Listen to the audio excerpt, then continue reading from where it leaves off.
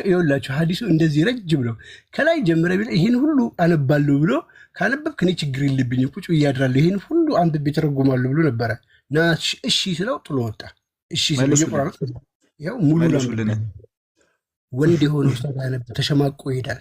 ተሸማቆ አፍሮበት ነው ሄደው። ለምን እኛ የምንቃወመው ይሄ ስድብ ነው። ቀጥታ ነው የተሳደበው በመሐመድ ፊት ከመሐመድ ጋር ሆኖ ምን ብሎ ነው የተሳደበው? በጣም ዘግናኝ ቃል ነው። የአላትን የጣዖቷን ቅድም ሲጨፍሩላቸው አላሳየኋቸውም? መካን ሲዞሩ እነዚያ ጣዖቶቹ የእሷን ምላስ አለ እንትን ጥባ ስድብ ነው። ከመሐመድ ጋር ቆሞ መሐመድ እየሰማ አንድ ነገር ተደርጎ መሐመድ ዝም ካለ ራሱ ያ ነገር ትክክለኛ ነገር ነው ተብሎ ይወሰዳል። መሐመድ ራሱ ደግሞ በወንድ አድርጎ ጥባ ብሎ ተሳድበዋል። እኛ የምናመጣው ከአረብኛው ነው። እናንተ መጽሐፍ ቅዱስ ላይ ለምታመጡት ከዕብራይስጡ አምጡ እስኪ። አንድ ኡስታዝ ያመጣል። አንድ ኡስታዝ ይሄ ስድብ ሊትራሊ የሙስሊሞቹ አላህ ይሳደባል። ባለጌ ነው፣ ይሳደባል። ልክ እንደዚህ ለምን? ይሄ እኮ መሐመድ ሊተናገረው መሐመድ ከራሱ ይናገራል? ከአላህ ነው የሚናገረው። በአላህ ነው አላህ ነው እየተናገረ ያለው በመሐመድ ውስጥ አምላካችን የሚሉት ያቆማጣው ማለት ነው። ያንበብልን ኢብራሂምን አስገብቼዋለሁ። ያንበብ ደስ ይለኛል ካነበበ። ያ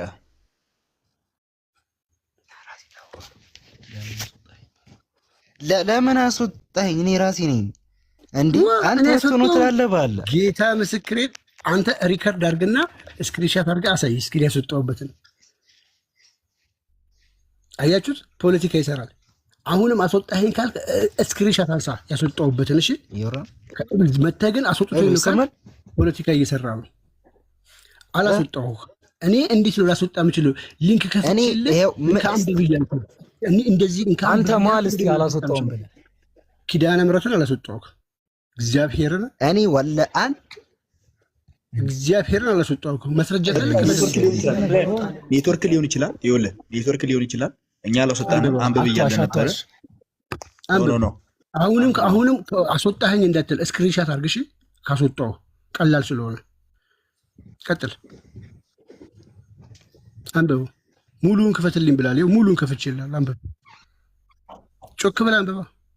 እኩል ይረዳውና እስቲ ቃለ ፈሩጅ አረ ያነባለው ባኪ ደግሞ ወዲባ ርዝመቱን አሳየው። ርዝመቱን አሳየው። መጀመሪያ ረጅም ነው ሐዲሱ። ይኸውልህ ይሄ ሁሉ ረጅም ነው። አነባለሁ ሁሉ እኔ ሐዲሱን ልንገርህ፣ ሙሉ ሐሳቡን ልንገርህ። አቡበከር መሐመድ ጦርነት ሊጀምር ሲል ሊዋጋቸው ሲል ቁረይሾቹን አንዱ የቁረይሽ ሰው መጣና እነዚህ ሰዎች አሉ ሰሃባዎችና አቡበከር አያዋጡህም ጦርነት አትጀምር ሲለው ይህን ንግግር ተናገረ። አቡበከር እኛንም ማናዋጣው ምናምን ብሎ ተናገረ። እዛ ሴት ሌላ ምንም የለውም። እዚህ ጋር ግን ይህንን የተቃለሙትን ፓርት አንብበልን። እንዴ አለቀ ሐሳቡ። ይሄ ነው ሐሳቡ። ሐዲሱ ውስጥ በጣም ብዙ እንደዚህ የነበረው የመጀመሪያ እንትን እየዘገሰከ ይመጣና ይሄ ነው ሐሳቡ፣ ሙሉ ሐሳቡ። እዚህ ጋር ተሳደበ ምንድን ነው? ይህንን አንብብልን ካላፈርክበት። እኔ አፍሬበት ፈቃለ አቡበክር ኢምሲስ በዘረላት ይላል። ምን ማለት ነው? አንሁ ነፊር አንሁ ወነደዑ ምን ማለት ነው? በስርዓት አድርገና ኢምሲስ እያነበብኩልህ እኮ ነው። ምንድን ነው የምትለው? አንሱስ በዝረላት ይላል። ምን ማለት ነው?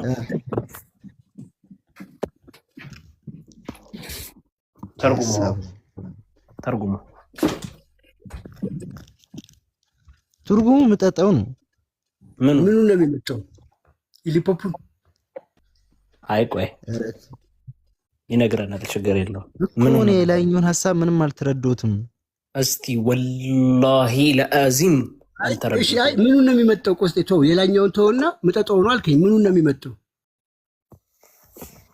ባዝረላት ማለት ነው። ባዝራ ምንድን ነው? ባዝራ የትርጉሙን አላውቀውም። ላትን ተቀበል። ምጠጣው እኮ ያልከው እሱን እኮ ነው። ባዝር እኮ ያልከው እኮ ምን ማለት ነው? የተረጎመውን አላውቅም አላለም። እኔ ኡምሱስ የሚለውን አንተ ገለፍጣለህ። እኔ እኮ ያልኩትን እኮ በቃ ኡምሱስ የሚለውን ትርጉም በዝራ ንገረኛ። በዝራ ምንድን ነው? በዝራ ላት ማን ነው? ላት ማን ነው? አላት ማን ነች? አሉ ኡዛ አልመናት እነማን ናቸው?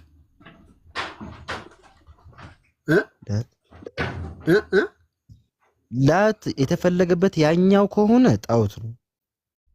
ይሄን ግን ሐዲሱንም አላወቅኩትም እስከዛሬም አላየሁትም። ይሄን ቡኻሪ ወይ ደግሞ ቁጥሩን ንገረኝ። እሺ ቆይ ቡኻሪ 27 ቆይ እስቲ ሰሂህ አልቡኻሪ ጻፈን 27:31 ምኑን ነው መጠጥ ያለው? እሺ መጠጥ ያልክ ብለህ ነበረ።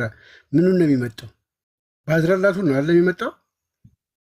በድር ምን ማለት ነው ወንድሜ? እስቲ ንገረን። ነገሩኝ አላውቅም አልኩህ። እሺ የሴት ብልት ምን ማለት ነው? የረበል ያሸማቀቃል። ሐዲሳቶችህ እንደዚህ ነው የሚያሸማቀቁት። ዙም አድርግለት ዴቫ፣ ዙም አድርግለት። ያን ብቻውን ዙም አድርግለት። አይቷል ኢብራሂም? እኔ በተራዬ ሳይሆን አሁን ኢንሻአላህ ራሴ እንትን ብዩ ትሏለህ። ችግር የለውም። ምንድነው አንብበው። አማርኛው ምንድነው የሚለው? ለምን አነበዋለሁ? ለምን ታፍርበታለህ? አንተ ነው እንዲህ የምትወደው። አንተ ነው እንዲህ በመጽሐፍ ታፍራለህ? ታፍራለህ ኢብራሂም? በትራንስሌት አይደለም። እስቲ ግልጽ ሐዲሱን አለ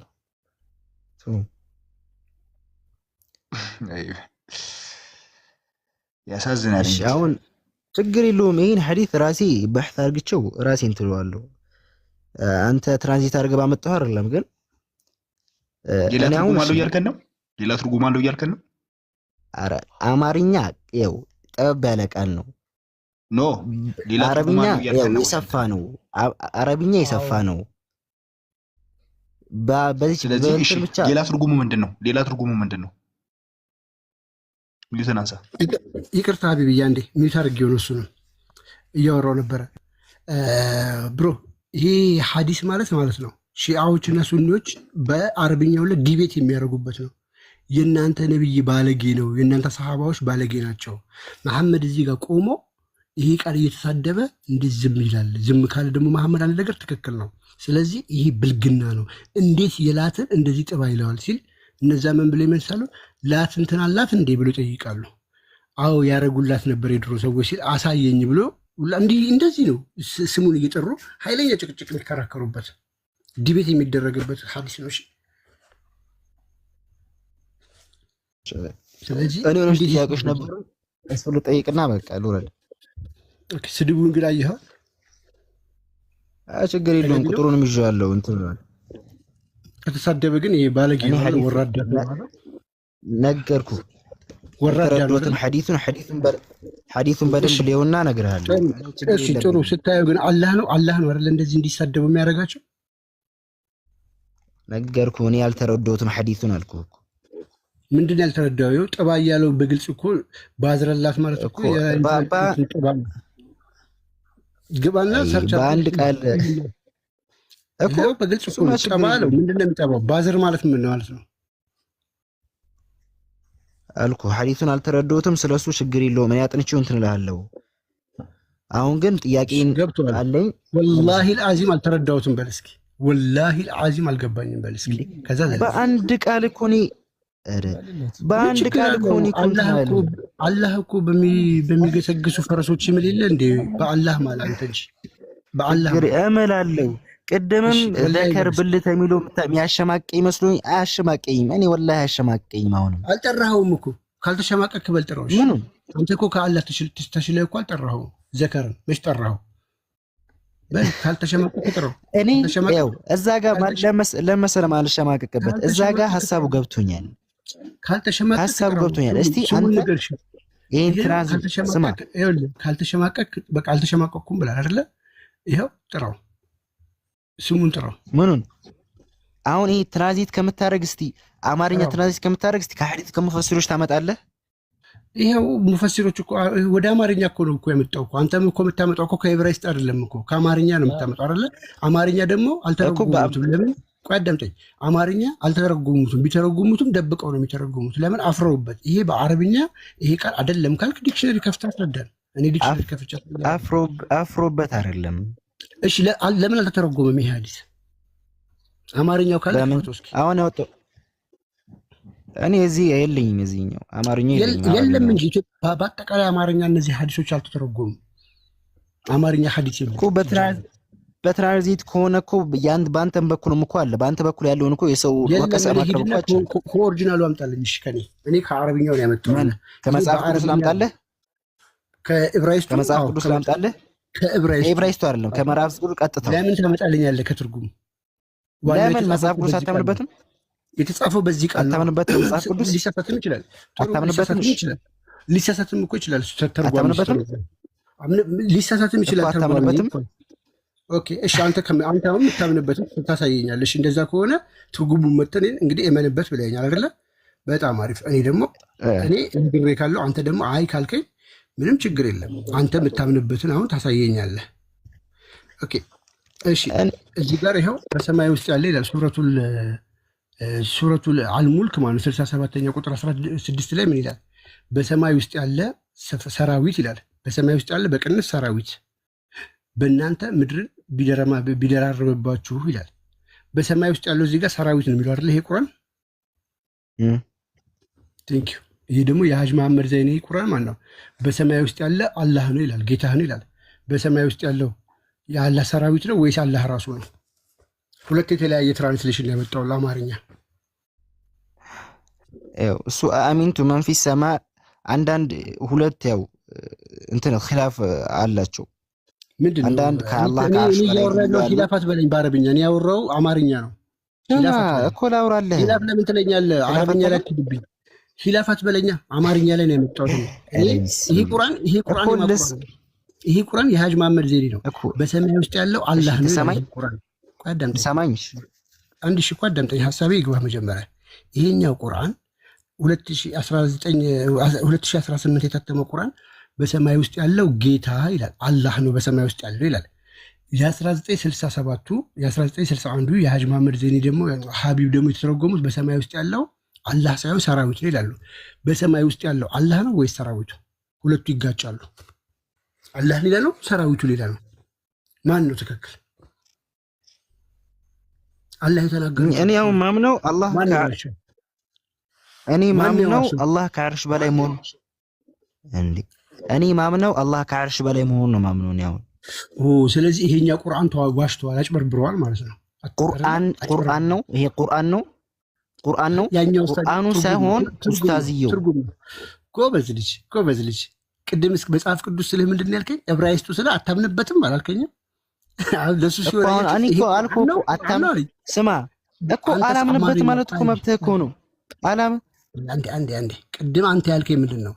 አማርኛውን እሱ ዋናው አይደለም፣ አማርኛው ቢሳሳት ትርጉም ነው ይታረማል አልኩ። ያንተ ግን የማይታረም ነው ያመጣውልህ። የማይታረም ሁለት የሃይማኖት ልዩነት የማይታረም ማለት ምን? ጥሩ በሰማይ ውስጥ ያለው በሰማይ ውስጥ ያለው ማን ነው? ስማ ቆይ እኔ ማምነውን ነገርኩህ አይደለ? ማምነውን ነገርኩህ ነው። አሁን ማን ነው በሰማይ ውስጥ? ማምነውን ነገርኩህ እኮ። በሰማይ ውስጥ ያለው ማን ነው? ሰራዊቶች ናቸው። ኦኬ፣ ስለዚህ ይሄኛው ቁርአን ውድቅ ነው ማለት ነው። ቁርአን ነው እስቲ ቁርአን ነው። ቁርአኑ ሳይሆን ቁርአኑ አንድ ነው። ምንድን ነው አንድ? ይሄው ይታይል እንዴ? ይሄ የቁርአኑ ሳይሆን የኡስታዝየው በፈሰረው ነው ይሄ። እሺ አንተስ የምታመጣው መጽሐፍ ቅዱስ ምንድን ነው? ዕብራይስጡ ነው? የመጀመሪያ የተጻፈበት ቋንቋ ነው? የመጀመሪያ መጽሐፍ ቅዱስ አላምንበትም ማለት እኮ መብትህ እኮ። አንተ አታምንበትም ይሄን እኔ ማምነውን ነገርኩህ። አላህ ከአርሽ በላይ መሆኑ አልኩህ እኮ። ስለዚህ ይሄ የእምነት እኔ ማምነው አላህ ከአርሽ በላይ መሆኑ ነው። እሺ ስለዚህ አንተ አሁን አላህ ከአርሽ በላይ ነው ብለን ይሄን የተቀበልከው? ቴንክ ዩ። አጨብጭብ ወገን፣ አጨብጭብ። አህባሽ አድርጌዋለሁ ልጁን። አጨብጭብ ወገን፣ አጨብጭብ። አህባሽነት አይደለም። አላህ ከአርሽ በላይ ማለት አህባሽነት አይደለም እኮ። አንተ አሁን ግራ የገባህ እኮ ወጥመዱ ስለገባህ ነው። በሰማይ ውስጥ ያለው አላህ ነው። ምንም ወጥመድ አልገባኝም። አይገባም የሚለው ትምህርት ሊፈርስብህ ሆነ። ምንም እኔ ከድሮ ከህፃነት ጀምሮ የተማርኩት ትምህርት ይሄ እኮ የአህባሽ ቁርአን ነው። የዋሃብያ ቁርአን እኮ አላህ ነው በሰማይ ውስጥ ያለው ነው የሚለው። አይደለም ስለሱ አይደለም። ሰውዬ አትሳሳት። ከፍራል ኢብራሂም ከፍራል። እሺ ከአረብኛው እሺ ምንድን ነው የሚለው? ከአረብኛው አንበበ ደግሞ ንገረኝ። እሺ ይኸው አረብኛውም አለ። ይኸው አንበበ ነገረኝ። በሰማይ ውስጥ ያለው ማን ነው? በሰማይ ውስጥ ያለው ነገ ሰራዊቶች ናቸው። አንብበው ይላል እዚህ ጋር ሰራዊት የሚል ቃል አሳየኝ ከአረብኛው ሰራዊት ማለት አላህም የሚል አሳየኝ። አላህም የሚል ሰራዊትም የሚል አሳየኝ ከአረብኛው ከዋናው አላህ በተናገረበት አው ቅድም ተፍሲሩ ሙፈሲሮቹ ያለባቸው አሁን ደግሞ ወደ ተፍሲሩ ሄደ እኮ አረብኛው። አረ ቢስሚላህ እኮ ማምኑን ተፍስ አንተ አሁን ስማቆኝ በተፍሲሩ ውስጥ ገብተህ አይደለ እንደዚህ ያልከው። እኔም ደግሞ ተፍሲሩ ውስጥ ልግባና ላስረዳ። ተፍሲር አልገባውም እኔ ብራዘር። ትርጉም ሼህ መሐመድ ዜል ካርሉ ያስቀመጡት አሁን ውስጥ ነው ያሉት። ትክክለ በሰው ውስጥ በሰማይ ውስጥ ያሉት እነሱ የራሳቸው አቋም ነው፣ የኛ አቋም አይደለም እሱ። ስለዚህ ተሳስተዋል። እዚህ ጋር ግን አላህ በሰማይ ውስጥ ነው የሚለው አረብኛው ላይ አላህ የተናገሩ ላይ ያልተፈጠረ ዘላለማዊ የምትሉት በነገራችን ላይ አረብኛ ቋንቋ ያልተፈጠረ ዘላለማዊ ነው። እሺ ጋይስ ቋንቋው ራሱ ያልተፈጠረ ነው። ለዛ ነው ተፍሲሩን መጠቀም አችልም። ቁርአን ግልጽና የተብራራ ስለሆነ መጠቀም አችልም። አሁን አንተ ተፍሲር መናገር አችልም። እሺ በቃ ስለኛ ሃይማኖት አንተ ካስተማርከኝ እሺ። ስለዚህ ተርጉምለት ቀጥታ አሁን የተጻፈውን ቀጥታ ተርጉምለት አንብበህ ተፍሲር ሳትል ማለት ነው። ለምን ቁርአን እኛ እኮ ቁርአን አይደለንም እኮ ቁርአን ተፍሲር ያስፈልገዋል። ቁርአን በቁርአን ይፈሰራል። ቁርአን በተፍሲር መጽሐፍ የተብራራ መጽሐፍ አወረድንላቸው። ግልጽና የተብራራ መጽሐፍ አወረድንላቸው። በሌላም አያ ደግሞ ሐዲስን ቁርአን በሌላም ስማ በሌላም ስለሱ እኔ ገና ህፃን ነኝ። ገና ዝም በል ስለሱ ስለ ኺላፍ አትባብኝ። እኔ ስንት ዓመት ነው? 19 እኔ አሁን ይሄ 19 ቆይ አንዴ እና ህፃን ልጅ ነው 19 ማለት አይደለም። በጣም ህፃን ነኝ። በምን አንፃር ነው እንደዚህ? ሰላት ካልሰገድክ ትገደላለህ። አይደለም ሰላት ካልሰገድክ ትገደላለህ። 19 ዓመት ህፃን ይትላለህ እንዴ? አይደለም ካፊር ነው እንትን ነው ለማለት እኔ ገና ነኝ ሰውዬ። እሱን ለማለት አይደለም። እኔ አሁን እኔ ስለ እምነቴ ለመናገር ምን አይደለም። ነገር ግን ማለት ነው እኔ የነገርኳችሁ ቅድም የገባሁት ከሆነ ጓደኛዬ የተከራከርንበት ነገር ነበር። እሱን መልሱልኝና ልውጣ ነው እንጂ ስለ እምነቴ አውቄ ለእምነቴ ልከራከርም አይደለም የገባሁት። እሺ ጥያቄውን ጠይቅ። ኦኬ ሰላም ያለውላችሁ ነው። ደህናችሁ? መሐመድ አንዴ ልጠይቅና ልውጣ። የሆነ ክርስቲያን ቀጥል። አንድ ሰው ሜክ ያርግ። መሐመድ ነው መሐመድ ናስር። አንዴ ሚተርግ ቀጥል፣ ጠይቅ ኢብራሂም። እሺ የሆነ ጓደኛዬ ነበር ክርስቲያን ነበርና የሆነ ትንሽ አፍንጫ ደፍጣጣ ምናምን ነበር። ከዛ በኋላ አንተ መግባት አትችልም ምናምን ቤተክርስቲያን ምናምን አልኩት። እሺ ከዛ ለምን ምናምን ሲለኝ የሆነ እንትን አወጣሁለት፣ ጥቅሱ ምናምን አወጣሁለት። ኦኬ ምን ላይ አወጣለት? እንደዛ የሚለው ጥቅስ ምን ጋር ነው ያለው? በአፍንጫ ደፍጣጣ ቤተክርስቲያን አይግባ የሚለው የቱ ጋር ነው? ኦሪት ዘሌዋውያን ምዕራፍ ምዕራፍ 20 አንተ አንዴ የጠቀስክለት እንትን ነበር ብለህ ትጠይቃለህ እንዴ ሰው? ኧረ አንተ አይደለም የጠየኩት። ልጁ ጎረቤት ቀጥል። ዘሌዋውያን 21 ነው ያልከው? ክፈተው። እንትን ምዕራፍ 16 28 እያለ እየነገረህ ነው አሁን እሱ። ኧረ ተወዛግባ ነው ወንድማችን። እሺ መልስልኝ። ምቻለሽ ምዕራፍ 21 ከ16 እስከ 21 ያለውን አንዱ ና ራስህ ግን እንደው አይ ቢል ጀነት አይገባም ቢል ነገሩ በጣም አስከፊ ነበር የሚሆነው። ኢብራሂም ገነት አይገባም መልስልኝ። እስቲ መልስ። ትክክል ይመልስልሃለሁ። ገነት አይገባም ግን ቢባል አንድ ዲቃላ የሆነ ሰው ገነት አይገባም ብልል እሱ በጣም መጥፎና ጸያፊ ነው አይደል? አደገኛ ነው። ይሄን መልስ። ይሄንን አብራራ እኮ መልሳለሁ። በዛው ልመልስልህ ነው፣ ችግር የለውም እኮ ሌላ ነገር ጽፈት ይሄንን ቀጥታ እኮ ልመልስልህ ነው። ዲቃላ ማለት ነው።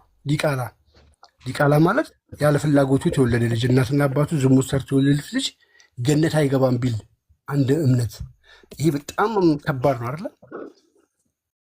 ምንም ባላጠፋው ነገር ወደ ሌላ ቀጥታ ይሄንን አስረዳ። አንዴ ልጁ እኮ ነበር እዚህ አሁን ትንሽ ረፍዶበት ነው እና የእናንተ ሃይማኖት ተከታይ ነውና በቃ ይኸው ችግር የለውም። አንተ አሁን ልጁን ይጥራው ካለ እኮ አሁንማ እኮ መሸ 7:00 ድረስ የምሬን ነው። 7:00 ድረስ አልቆየም ሄደ። እሺ ችግር የለውም። አሁን ክፈትና ሳየን ዴቫ አንዴ ለኔ ተውልኝ። ክፈትና ሳየን ጥቅሱ ነው የቱ ጋር ነው ቤተክርስቲያን እንዳይገባ የሚለው የቱ ጋር እንደሆነ አሳየኝ እባክህ ወንድሜ። ምክንያቱም ከስር ያለ ህዝብ እያዳመጠ ስለሆነ አሁን ይህንን አይነት ቅጥፈት ትመለከታላችሁ። እና ክፈትና ሳየኝ ትልቁ ሌላ አድርገህ ምን ማለት ቆይ እስኪ ላንብብልህ እስኪ በእግዚአብሔርም እንዳይገባ የሚለው የቱ ጋር ነው? መጽሐፍ እሺ ራስ ታነባለህ ልክፈትልህ? አዎ ክፈትልኝ። አዎ ይወስድ ካሜራ መክፈት አትችልም። ቆይ ተረጋጋ ሰውዬ። አትችልም አልኩህ እኮ ምን ሆነ ነው? አንተ ራሱ ሳይቴን ከፈት 500 በላይ ስለሆነ እሺ አንብበው። ምዕራፍ ስንት ነው? ቁጥር ስንት ላይ ያለው ጥቀስልን ኢብራሂም። ራሱ ለምን አያወራንም? ኢብራሂም ከሚያንሾካሾክልህ እየሰማን እኮ ነው እኛ። ምን ያንሾ? ይሄው ምዕራፍ 21 ምዕራፍ 21 ነው የሚለው ወይስ ቁጥር 21 ለማለት ነው?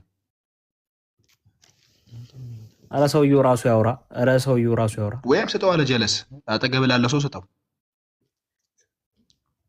አሁን ተመልከቱ እንግዲህ ምን አይነት ሰዎች ስባቀይ ወጥቶለት ወደዛ ይላል። አተ ብታደብ እኮ ወደ አብብ ወጥቶልህን ከ16 እስከ 21 እኔ እኮ ልጁ እኮ ማለት ይሄ ራሱ የሱ እኮ ነው። ይሄ የራሱ ነው እና ግራ ገብቶት ነው። ምዕራፉ የት አለ? 21 ያው የት አለ 21 የሚለው እስኪ ያሳየን። የት አለ? ምዕራፍ 16 ነው። ይሄ 16 ነው የሚለው 21 እሺ። ስለዚህ እንግዲህ ተመልከቷቸው በደንብ አያውቁም። አሁን አሳየን። እሺ አሁን አሳየን። የቱ ጋር ነው ቤተክርስቲያን እንዳይገባ የሚለው የቱ ጋር ነው? አሳየን። ያው ከዚህ ጀምርና ማለት ነው ምን ይላል መሰለህ? እግዚአብሔር ሙሴንና እንዲህ ብሎ ተናገረው፣ ለአሮን እንዲህ ብለህ ንገረው፣ ከዘርም በትውልዳቸው ነውር ያለበት ሰው ሁሉ የአምላኩን እንጀራ ያቀርብ ዘንድ አይቅረብ። እውር ወይ አንካሳ፣ አፍንጫ ደፍጣጣ፣ ትርፍ አካል ያለው፣ እግረ ሰባራ፣ ምናን ጎባጣ፣ እከካም እኮ ታለ ታዲያ ቤተክርስቲያን እንዳይገባ የሚለው እዚህ ጋር ይመጣል እኮ የአምላኩን እንጀራ ያቀርብ ዘንድ አይቅረብ ይላል። እና ቤተክርስቲያን መቅደሶችንም መቅደሶችንም እንዳያረክስ ይላል። መቅደስ ምንድን ነው? ቤተክርስቲያን እንዳይገባ የሚለው የታለ ብራዘር? ይሄው መቅደስ ከኪስን ያወጣኸው ይሄው መቅደስ ጉባኤት ነው። እንዳያረክስ ይላል። ወደ መጋረጃውም እንዳይገባ ይላል። አይታችኋል? እነዚህ ሰዎች አሁን ዝም ብለው ነው የተባሉ። ያችሁ ዝም ብለን ነው አፍንጫ ደፍጣጣ እንዳገቡ እንኳን ታሳዎች እከካም እንዳገቡ አሻ አንዴ ሚዩት አድርጉና ያው የመጽሐፉ ባለቤቶች አስረዳና አልገባንም። እንዴት ወንድም ኢብራሂም አንድ እከካም ሰው እከኩን እያከከ እከኩን እንዲያከከ ይፎከደ ማለት ነው። አንዴ እከኩን እንዲየፎከተ ምግብ ቢሰጥ በዛ እጁ ትጎርሳለህ። አንዴ እያከከ ባከከበት እጁ ቢያጎርስ ትጎርሳለህ። እንጀራ ቢያጎርስ እንጀራ ብቻ አልጎርስም። አንተ ትጎርሳለህ፣ እኔ አልጎርስም። እዚህ ጋር ምን አገናኘው? አይጎርስም። አጨብጭቡ። ምን አገናኘው? ለሌላ ምናስኪ ይሄን መልስ። ሌላ ቦታ አትሂድ። ይሄን መልስ። በእናትህ እውቀት ካለ መልስ። አትጩ። አፍንጫ ደፍጣጣ ነው መሰለኝ። የአምላኩን እንጀራ አያቅርብ ነው እንጂ ያለው አይደለ? ጋሳውስ መቅደሶችንም እንዳያረክስ ይላል። ፕሮፋይል ግን ተጽዕኖ ያደርግባቸዋል። ጌታ ፕሮፋይል በጣም ተጽዕኖ ያደርግባቸዋል። መቅደሶችንም እንዳያረክስ ይላል። ወደ መጋረጃውም አይግባ ይላል። የአምላኩን እንጀራ አያቅርብ ነው የሚለው አይደለ? እሺ እከካም ሰው እያከከ ቢያጎርስ ትጎርሳለህ። የአምላኩ እንጀራ ማለት ምን ማለት ነው? እኔ ለምን አትመልስልኝ? ማውመልህ ቀጥታ መልስልኝ። እየመለስኩልህ እኮ ነው። የአምላኩ እንጀራ ማለት ምን ማለት ነው? አይ ምሳሌ ምናምን አትጥቀስ። በቃ ቀጥታ ይሄንን አስረዳን። ምን ለማለት ፈልጉ? እንግዲህ ድንጋይ ራስ ቆራችሁ ማይካችሁ እንዳከፍቱ ሚውት አድርጉና እናስረዳቸዋለን። ክፍሉ እያወራ ያለው ብቻ መልስ ስለ የእግዚአብሔር ማዕድ ማቅረብ ነው። ማዕድ ማቅረብ የእግዚአብሔር ማዕድ እንዴት ነው የሚቀርበው? እንዴት ነው የሚሰራው? በብሉይ ኪዳን የእግዚአብሔር እንትን መስዋዕት ሲሰራ አፍንጫው ማሽተት የሚችል ሰው እጅ ያለው ሰው ቆማጣ ሬስቶራንት ውስጥ እንዴት አድርጎ ሊያስተናግድ ነው? እከካም ብለህ አንተ የሳቅበት ማለት እያከከ ቢያጎርስ አትጎርስም። ስለዚህ የእግዚአብሔርን ምግብ እከኩን እያከከ ሰው ማጉረስ የለበትም። ሰዎች እሱም ምክንያት አድርገው ከዛ ከእግዚአብሔር ምግብ እንዳይርቁ ሲባል የተደረገ ነገር ነው። አንተ ተራ ምግብ እከኩን እያከከ ቢያጎርሰኝ አልጎርስም የምትል ያልክ ሰውዬ የአምላኩን እንጀራ አያቅርብ ነው የተባለው። እንጀራ ነው ያለው። እንጀራው የት ነው? ቤተ መቅደስ ውስጥ ነው የሚቀርበው። መጋረጃ የተባለው ያ የሚፈተትበት ቦታ እንጂ ቤተ መቅደስ ውስጥ አይደለም።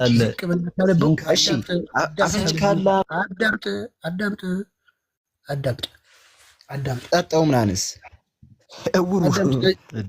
እውሩስ አፍንጫ ደፍታ። እውር እንዴት አድርጎ ነው ምግብ የሚሰራልህ? አይነ ስውር ኩክ መስራት ነው መግባት ነው። ስለ ምግብ እኮ አይደለም የሚያወራው እኮ። ክፈተው ድጋሚ ከራስህ ምን አጠፋ? ክፈተው ከራስህና አይገባም የሚል አሳየን ሲባል የለም ማህይም አማርኛ እንኳን ማንበባችን እንዳያረክስ ማለት ምንድን ነው? ወደዛ እንዳይደርስ እንደማለት። እስኪ አንብቡ። ደረሰ ይረክሳል ማለት እኮ።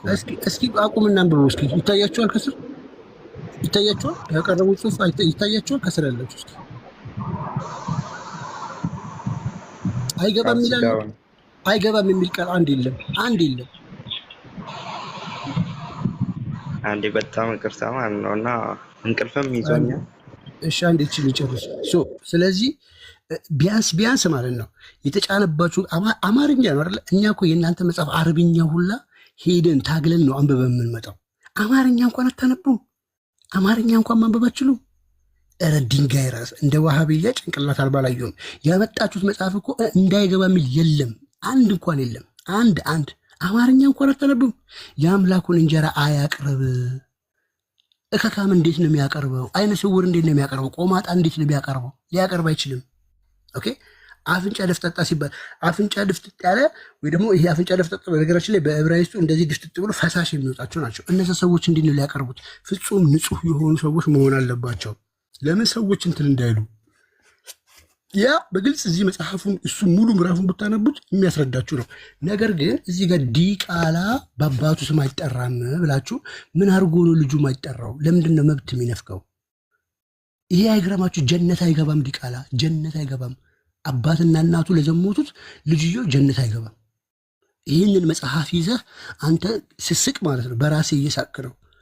እንዴት ተብሎ ምንም ያላጠፋ ልጅ እናትና አባቱ ዝሙት ስለሰሩት ልጁ ጀነት አይገባም። ለምን? ኦኬ ብራዘር ልቀጥል። ዲቃላ ጀነት ይገባል? ኦኬ እኔ መልስ ለመመለስ ሳይሆን እኔ በመጀመሪያ ሰላም ብያለሁ። ሁላችሁንም ሰላም ብለናል። ግን ዲቃላ ጀነት አይገባም የሚል አስተምሮ የሚናገር እሱ ራሱ እንትን እያለ ነበር፣ የረከሰ ምናምን አይገባም እያለ ብሎ እየተናገረ ነበር። ቀጥታ መልስ አህመድ አላህ ምን አይነት ፍርደ ገምድል ነው? ምን አይነት ጨካኝ አምላክ ነው? ምንም ያላጠፋ አባትና እናቱ ለደቀሉት እሱም ጀነት አይገባም የሚለው ለምንድን ነው? አምላካቸው አለ። ብራዘር ለምንድን ነው እስካሁን ዝም ብዬ ያዳመጥኩት? ይሄ ፍትሃዊ ነው እኮ። ይሄ ፍትሃዊ አምላክ ነው ወይ? አንዴ ዴቫ መልስ እንስጥበትና እንለፍ። ያው ማለት ብራዘር ስማኝ፣ ስጥበት ስጥበት። አይ ከስር እንትን እያሉ ስለሆነ ነው። አንዴ እሺ፣ በጣም አጭር እንትን እዛው ጋር እንትን አድርግልኝ ዲቫይ ዘላያን። እሺ ተይው፣ ዘላያን ላይ ምናምን ከምንሄድም እዛው እሺ፣ ዘላያን 21 እና 22 ይቅርታ። ኧረ አንዴ ዝም ብለህ በእናትህ። ይሄ ደግሞ ምንድን ነው ይቅርታ ምናምን እያለ እንደ 97.1 ይገባል እንዴ? ምላሳቸውን እያላባቸው እኮ ነው የሚመጡት። እሺ እዚህ ጋር በጣም አንድ ትልቅ መስተካከል ያለበት ግንዛቤ ስላለ ነው። ይህ መስተካከል ያለበት ግንዛቤ ምንድን ነው? ይህ ህግ እነዚህ አካላዊ ምን አይነት ዝግምተኛ ህዝብ ነው ያለው በመድኃኒዓለም። ይህ ቁርአን በቃ እንዲህ ያደርጋል ማለት ነው። እሺ ይህ ህግ ምን መሰላችሁ? እነዚህ አካላዊ ጉዳት ያለባቸው በእናታቸው ይነሱት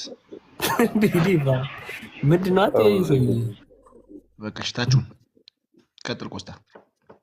አይ አታወርደው፣ መውረድ አልነበረበትም።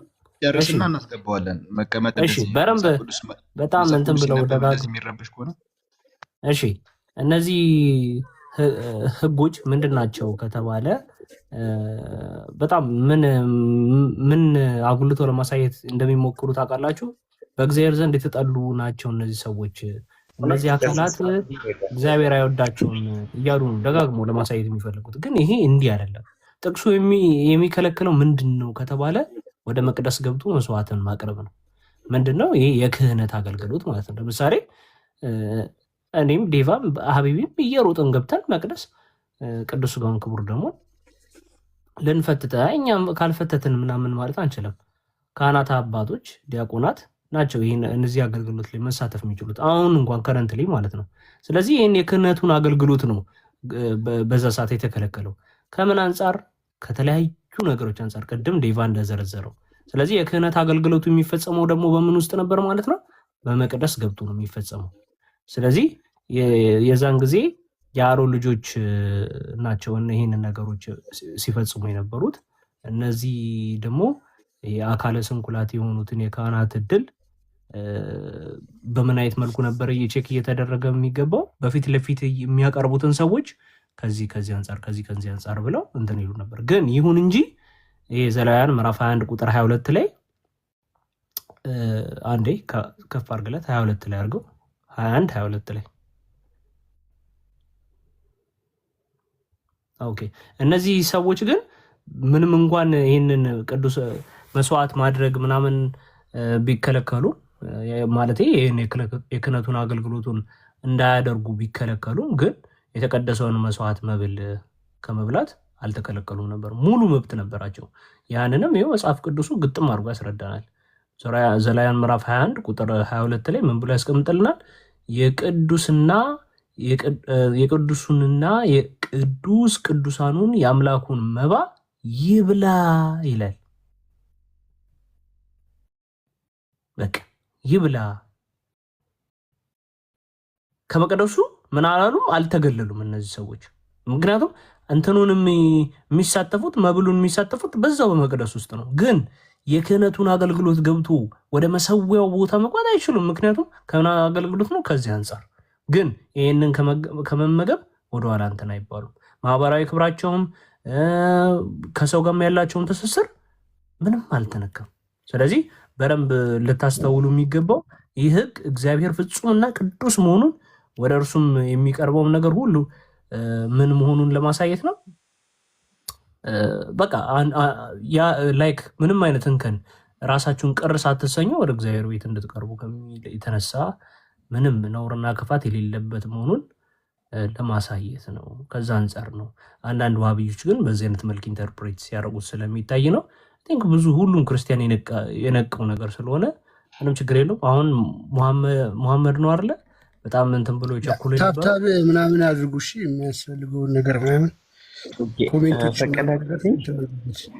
ኮሜንት ላይ አሪፍ ነገር። እሺ፣ ኮሜንት ላውራ ዘጋ ስለሆነ ላውራ እንቅልፍም ይገኛልና ታስተናግዳላችሁ። በመጀመሪያ ይቅርታ። ይህንን ፈቃደኛ ከሆንክ ይህንን መልስ፣ ካፈርክበትና ካሸማቀቀ ደግሞ ጠይቅ። እኔ በእስልምና እንደውም በጣም ነው የምኮራበት እንጂ ምንም የሚያሸማቅቀኝ ከኮራክ ይህንን ለምንድን ነው ዲቃላ ጀነት የማይገባ? ምን አጥፍቶ ነው? የአማርኛ ቀይረው። አማርኛ አሳትመውልካል? ቆይ እንግዲህ በጣም ነው የታገስኩት። ብዙ ሰዓት እየተቀመጥኩ ነበረ። እንደዚህም ብዬ ስርዓትቼ እየተቀመጥኩ አይደለም። እና ከተሸማቀቅበት እኮ ጠይቅ ብያለሁ። ካልተሸማቀቅበት መልስ። ለምና አልሐምዱሊላህ ባጭሩ መልስ። ካልተሸማቀቅበት በቃ ተሸማቀበታል። ጠይቅ። ኦኬ፣ ጥያቄ ነበረኝ። ጠይቅ። ስለተሸማቀቅበት ጠይቅ። አላልኩም ብራዘር። እሺ ካልተሸማቀቅ መመለስ ነው። ስለዚህ ጠይቅ። በአማርኛ ቀይሩ ብሮ አንዴ። እኔ በአማርኛ አሳትበውልሻል። በአማርኛ ቆይ አንዴ። አንቺ ማነሽ? ማን ያስገባሽ? ቆይ እንዴ እኔ ተራ እኮ የኔ ነው። ምን ሆናችሁ ነው? ጥያቄ ነበረኝ። ታስተናግዳላችሁ ወይስ አታስተናግዱ? ወንድሜ 40 ሺህ ጊዜ ነገርኩህ። በዚህ ሀዲስ ከተሸማቀቅ ወደ ጥያቄ ይገባል። እንዴ ማን ነው መስፈርቱን ያስቀመጠው? እኔ እኮራለሁ ነው ያልኩት እንጂ እሸማቀቃለሁ። ከኮራና ደግሞ ማብራሪያ ሰጥና ግባ እንደፈለክ። ምርጫ ያንተ ነው። እኔ አሁን በቃ ስለሌላ ሰው ድል ሰጥ ነው። ኦኬ ላውራ። ኧረ ላውራ እያወራህ እኮ ነው። ኦኬ እንግዲህ ኢየሱስ ፍጹም ሰው ነው፣ ፍጹም አምላክ ነው ትላላችሁ? እኛ አይደለም መጽሐፍ ነው የሚለው። መጽሐፍ ነው የምለው። ኦኬ እንግዲህ ፍጹም ሰው ፍጹም አምላክ ከሆነ ኦሪት ዘኍልቍ ምዕራፍ 23 ቁጥር 19። በነገራችን ላይ እኔ አንድ ስልክ ነው ያለው። አልገባኝም። ኢየሱስ ነው ያልከኛ? ኢየሱስ ነው ያልከኛ? ማለት አምላክ ስላለ ኢየሱስ የሚለው ስያሜ ያገኘው መቼ ነው? ምንድን ነው? ጥያቄ ለጥያቄ ጠይቃ ብራዘር አይደለም እንዴ? አንተ ሽሚት አድርግና ላስረዳ። የሆነ የሚረብሽ ድምፅ አለ። ልብ በሉት። ይሄንን ወሃብያ እንግዲህ ኢየሱስ ፍጹም ሰው ፍጹም አምላክ ነው ትላላችሁ አለ። አዎ አለ። ኢየሱስ ደግሞ ፍጹም ሰው ፍጹም አምላክ የተባለው ኢየሱስ የሚለውንም ስም ያገኘው በስጋ ከተገለጠ በኋላ ነው። መቼ? በአዲስ ኪዳን በስጋ ከተገለጠ በኋላ። ከዛ ኦሪት ዘኍልቍ አለኝ። ግራ ገባኝ። ምን እያልከኝ ነው? በኦሪት ዘኍልቍ ጊዜ ነበረ። የነበረው ግን በስጋ አልተገለጸም። ፍጹም ሰው አልተባለም። አምላክነቱ እንዳለ ነው። ኦኬ አምላክነቱ ተቀበለ ነው። ቀጥል። ሐሳቤ ነው። ይኸውልህ ሐዋርያት ሥራ ምዕራፍ 2 ቁጥር 22 ላይ እስራኤላውያን ሰው ነው ብሎት ነው የሚያምኑት እና ኢየሱስን ቆይ እኔ ስለ እስራኤላውያን ምን አገባኝ ነው። ሐዋርያት ሥራ የሚለውን እናምናለን። ሐዋርያት ሥራ ስንት? ሐዋርያት ሥራ ምዕራፍ ጣዖት ነው ብዬ አምናለሁ። አረቦችም እኮ አላህ ጣዖት ነው ብለው ያምናሉ። ምን አገባኝ ነው። መጀመሪያ ሪስፔክት አድርጋ። አንተ የእምነት ሰባኪ አይደለ እንዴ?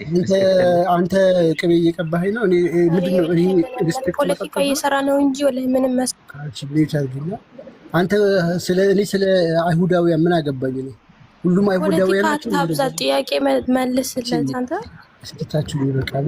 ጎዶሎ እንጂ አልሞላሽም። ስለዚህ ስለ አይሁዳውያን አይመለከተኝም። ሐዋርያት ሥራ ግን ያልከው ምንድነው? በጣም ብዙ ሐዋርያት ሥራ ላይ ምንድነው ያለው? ሐዋርያት ሥራ ምዕራፍ 3 ይከፈትልኝ። ምዕራፍ 2 ቁጥር 22 ምዕራፍ 2 ቁጥር 6 22 ልጅሽ ነው። ያው ተከፍቶላል። እሺ ያው አንብብና እያነበብክ ጠይቅ። የሚለውን የማይለውን ከኪስ እየጨመርክ እንዳትጠይቅ ያልኩት። ያው ከፋር አዝቃር ኦኬ። እናንተ የእስራኤል ሰዎች ሆይ ይሄን ነገር ስሙ። እንደምታውቁት በመካከላችሁ እግዚአብሔር በእጁ ባደረገው በካህሊነቱ በተአምራቱና በድንቅ ስራዎች ኦኬ እግዚአብሔር የተገለጣችሁን ሰው የገለጠላችሁን ሰው ምንድነው? ባይብል ይለያል እንዴ? እኔ ያለኝ እንደ አይደለም እና ኦርቶዶክስ ነኝ። እዚህ ጋርም እኮ ቁርአን እኮ ይለያል። ሰማይ ውስጥ ያለው አላህ ነው። ትርጉም ሊለያይ ስለሚችል አንደኛው ቁርአን በሰማይ ውስጥ ያለው አላህ ይላል፣ አንደኛው ደግሞ ሰራዊት ናቸው ይላል። ትርጉም ነው። ስለዚህ በትህትና እኮ ነው እየጠየቅኩህ።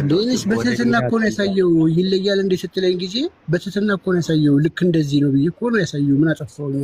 ያው ይሄ ሰማይ ውስጥ ያለው አላህ አይደል? አሁን ጥያቄ እየጠየቅኩ ስለሆነ አንተ ጥያቄ ይለያል ወይ ስትለኝ ልክ ያንተና የአህባሽና የእንትኖቹ ትርጓሜ ላይ ዲፈረንስ እንዳለው እንደዛ አድርገው ሰደው።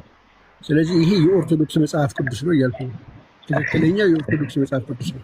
በመጀመሪያ ደረጃ ዋህብያ የሚለውን ስያሜ ምን ማለት ነው? ለምንድን ነው የለጠፍክብኝ? ይህም ጥያቄ ነው። ዋህብያ አይደለህም አንተ? ዋህብያ አይደለህም? እኔ ሙስሊም ነኝ። መንሃጂ ደግሞ እግር አለው እጅ አሉት ብለህ ታምናለህ?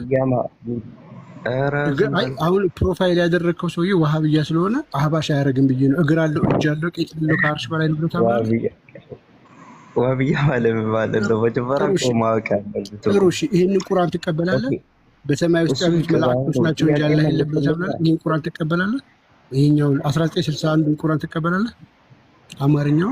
ኧረ ብራዘር እኔ እኮ መልስ ለመመለስ አይደለም የመጣው ጥያቄ አንተ ነህ ወደ ሌላ ጥያቄ ገባ መልስላለሁ። አንተ ግን ሌላ በተንስ ስለካ እሄዳለሁ። ምክንያቱም ለምን ወሃብያ አልከኝ ስትለኝ ይሄን ቁርአን ስለማትቀበል አልኩ። አይደለም ብራዘር እኔ ነገር ትቀበላለሽ? ትቀበላለህ? ቁርአን 1961 ቁርአን ትቀበላለህ ወይ? የ1961 ቁርአን ትቀበላለህ አማርኛ ወይስ የ2018 ነው የምትቀበለው? ጥያቄን አታስተናግዱ? እያስተናገድኩ ነው። ወሃብያ አይደለሁም ማለት ታፍራላችሁ። ወሃብያዎች በነገራችሁ ወደ ቁርአን ለምን ትመጣለህ? ወደ ቁርአን አያችሁ፣ በመልሳቸው ይሸማቀቃሉ። ቀጥል ላይ ቀጥል። ኧረ እንደውም በጣም ነው የምኮራው። ስንቴ እየተናገርኩ ነው እና እንቅልፍ ይዞኛል። በነገራችን ላይ አሁን ወሃብያ ብለህ ለጥፍክብኛል። አሁን ደግሞ በጣም ይኮራል። አያችሁ፣ ይመች። ቀጥል። አኮራውት። ቀጥል። እሺ ጠይቀኝ። ራስህ እኮ ነህ ቅድም ለምን ለጠፍክብኝ ብለኸኝ ነው ይሄን ያመጣው። አሁን ደግሞ በጣም ነው የምኮራው አልክ። ራስህ እኮ ነህ አሁን የተናገርከውን ትረሳዋለህ። በጭንቅላት የሌለው አምላክ ስለምታመልክ ሴቭ አታደርግም። ቀጥል። ህጉ ለተመልካችን ተወሱን ምን እንዳልኩ ሰው እየሰማ ነው። ቀጥል። እሺ ብራዘር ጠይቀኝ እባክህ ጥያቄ። ኦኬ እንግዲህ አምላክ ፍጹም ሰው ፍጹም ፈጣሪ ከሆነ አሁን እንዳየነው እንግዲህ ሰው እንደሆነ ነው የሚያምኑት አይደል እስራኤላውያን። ወይም ደግሞ ዮሐንስ 8:40 አውጣልኝና ኢየሱስ ራሱ እዚህ ጋር ጨርሰና እዚህ ጋር ያመጣኸኝ ለምንድን ነው? ይሄንን ያስከፈትከኝ ምንድን ነው? ሐሳብህን እስኪ አስረዳ ለ250 ሰዎች። እንግዲህ ልብ በሉ ፍጹም ሰው ፍጹም አምላክ ብላችሁ ታምናላችሁ ብሎናል። አዎ ብለን እናምናለን ብለናል። ሰው ብለን እናምናለን። ፍጹም የሆነ ሰው ነው ብለን እናምናለን። አዘሴም ታይም ደግሞ አምላክ ነው። ቆይ አንዴ ለኦዲየንስ ግልጽ ለማድረግ ማለት ነው። ዝም ብሎ ጥቅስ ብቻ ጠቅሶ ነገሮች እንዴት እንደሚያምታቱ እንዲረዱ ነው። ከዛ ይህንን ጥቅስ ጠቀሰ። ይህን ጥቅስ አለብን ነው። እናንተ የእስራኤል ሰዎች ሆይ ይህንን ነገር ስሙ። እንደምታውቁት በመካከላችሁ እግዚአብሔር በእጁ ባደረገው በካህሊነቱ በተአምራቱና በድንቅ ስራዎቹ እግዚአብሔር የገለጠላችሁን ሰው አለ። ፍጹም ሰው ብለን እናምናለን። ልብ በሉ ሰው የናዝሬቱን ኢየሱስ ስሙ አለ። ይህን ጥቅስ የጠቀስክበት ምክንያት ምንድን ነው? ለምንድን ነው ይህን ጥቅስ የሰጠህን? ምንድን ነው እዚህ ጋር ጥያቄ? ኦኬ የኔ ጥያቄ ኦሪት ዘኍልቍ ነው የሚባለውን እስኪ ክፈትልኝ። ይህንን ለምንድን ነው ያስከፈትከኝ? ሰውዬው አማርኛ አችልም እንዴ? አነበብክልኝ። ለምንድን ነው የከፈትኩት? ሰው የምለው ለምንድን ነው ጥያቄ? እዚህ ጋር የመጣሁት ለምንድን ነው? አስረዳኝ እንዴ። እዚህ ጋር የመጣሁት ብራዘር ቆይ እንግዲህ እዛ ክፈትና ከዛን አስረዳኝ ለማለት ነው። አሁን እኔ ባይብልን ሲያነብ እንትን ስለሆነብኝ ቆዳ ራስ ጭንቅላት የሌላቸው ያመለኩ ሰዓት ይሰው ይላል። ለምን አመጣኸኝ? ልጅ ጋር ሰው እኮ ነው። አሁን ቅድም እኔ ላስረዳ ለምን እንዳመጣ ልንገርሽ። እሺ ያው ጭንቅላት ሼር ያደርጋሉ። አሁን አያችሁ። ቀጥልሽ። ለምንድን ነው ያመጣው? እግዚአብሔር የገለጣችሁን ሰው የናዝሬቱ ኢየሱስን ስሙት እያለ ሰው እያለ ታመልካላችሁ እናንተ። እና ታዲያ ፍጹም ሰው ፍጹም አምላክ እኮ ብለን እናምናለን ብለን ነገር ነው። ከዚህ ጋር እግዚአብሔር የላካችሁ ሰው የናዝሬቱ እና ሰው አይደለም አልናችሁ እንዴ? አትጩ፣ ተረጋጋ። ይሄ እኮ ነው ደደብናችሁ የምንላችሁ እኮ ይሄን እኮ ፍጹም ሰው እያለን እዚህ ጋር ሰው የምትል ፊደል ፍለጋ እዚህ ድረስ መልፋታችሁ እኮ ሰው የናዝሬቱ ኢየሱስ እያለው እኮ ነው። እና ከዚህ በላይ እንዴት ነው የምትረዱትሽ? አስረዳኝ። አዎ ይላል። ሰው ፍጹም አምላክ ማለት እኮ ተገለጠ እኮ ነው። አንተ እኮ ማታስረዳኝ አምላክ ጭንቅላት አለው አላቅም፣ ብልት አለው አላቅም፣ እግር አለው አዋል። ወደ እውነት ነው ያውቃችሁ፣ አትጥመሙ። ተው። ምን እናምልክ? ምን ባት ልናመልክ ነው? ባት ልናመልክ ነው? ምን ልናመልክ ነው የምጠሩን? እንግዲህ እንደዚህ ሰዎች ናቸው እንግዲህ ላይ አሁን እዛ ዘኍልቍ ዘምናምን የሰጡትን አጤራ እኮ ነው በቃ እያነበበ ያለው እዛ ላይ ተጽፎለታል። ምን የሚል ሰው የሚለውን ለማሳየት ሐዋርያት ሥራ ላይ ሂዱ ተብሏል።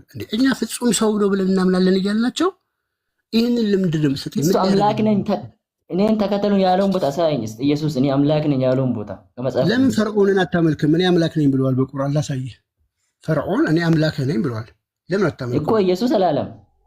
ፈርዖን ለምን አታመልክም? አምላክ ነኝ ያለው ሁሉ አምላክ የሚሆን ከሆነ እኮ ያላለውን ለምን አምላክ ነኝ እኔ አምላክ ነኝ እኔ አምላክ ነኝ ና አምልከኝ ነኝ። እነዚህ ሰዎች ጭንቅላት አምላክ ነኝ ካልኳቸው እኔን የሚያመልካሉ። መስፈርታችሁ ይሄ አይዞህ ሰው ነው ካልከኝ በኋላ አምላክ ነኝ ቢል ራሱ ሰው ነው ያልከው ሰው እሱን የምታመልክ ከሆነ ሰው ነው ብለህ የምታምነውን እኔንም ልታመልክ ይገባል። በአማርኛ የሚገባ ጭንቅላት ካለ ሰው ነው ካልክ በኋላ አምላክ ነኝ ቢል ግን አመልከዋለሁ ካልክ እኔንም ማምለክ አለብህ፣ ፈርዖንንም ማምለክ አለብህ።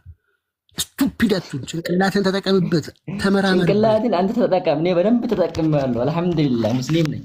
ጥሩ እሺ፣ ጭንቅላት አለው አምላክህ።